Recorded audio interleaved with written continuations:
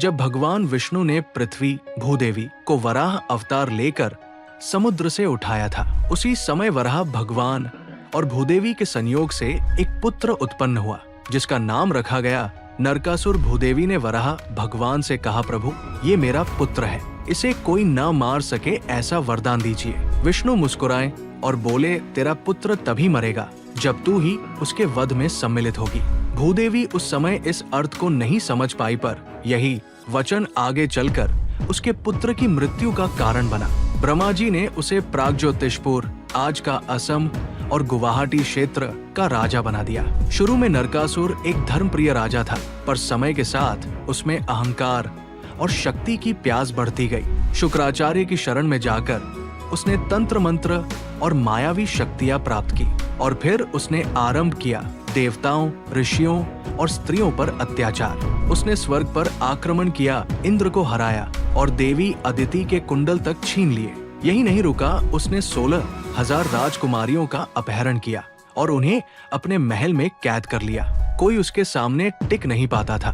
देवता, महर्षि और भूदेवी स्वयं कृष्ण के द्वार पर पहुंचे। उन्होंने कहा, प्रभु आपका ही पुत्र अधर्म के मार्ग पर चल पड़ा है, हमें बचाइए। भगवान श्री कृष्ण मुस्कुराए, भूदेवी का वचन अब पूरा होगा।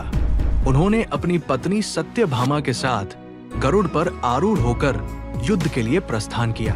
नरकासुर ने अपने चारों ओर मायावी पहाड़, बिजली की दीवारें और दानव सेना खड़ी की थी।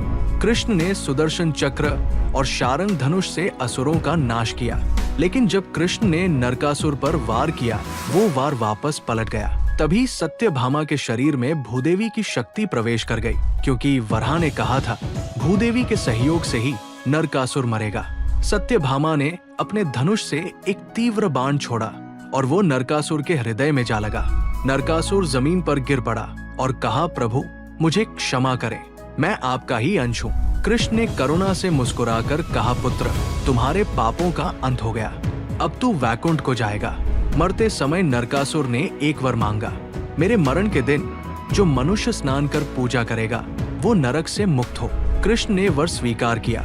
इसी कारण आज भी कार्तिक कृष्ण चतुर्दशी को लोग नरक चतुर्दशी या छोटी दिवाली के रूप में मनाते हैं। उस दिन सुबह तेल स्नान, दीपदान और प्रार्थना करने से मनुष्य के भीतर का नरक यानी पाप, अंधकार और नकारात्मकता समाप्त होता है। अगर आप ऐसी और भी रहस्यमय, पौराणिक और रोमांचक कथाएं सुनना चाहते हैं तो सब्सक्राइब करें और घंटी दबाना न भूलें, ताकि हर नई कथा सीधे आपके पास पहुंचे।